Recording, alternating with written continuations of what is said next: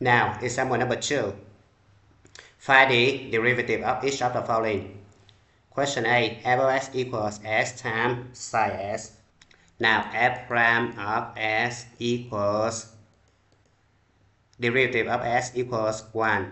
Rewrite psi s, right? Plus, rewrite s and take derivative of psi s, it could be cos s, right?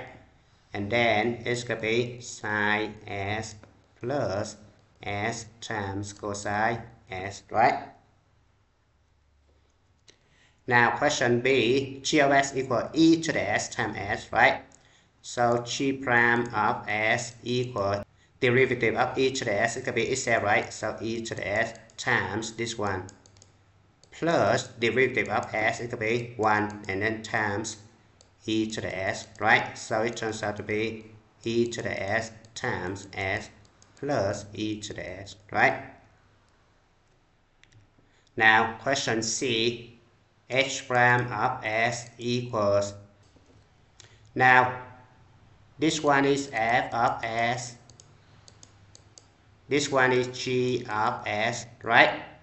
So then take the derivative of f of s, it could be 2, and then rewrite g of s, it could be cosine s. Then take the derivative of cosine s, it could be negative sine s, right? And rewrite f of s, which is 2s, don't forget parentheses. And then derivative of this one is going to be negative 2 cosine s, right? Now simplify this guy cancel out. So the final answer is rewrite 2s in the front, right? So negative 2s sine s, right? Now question D.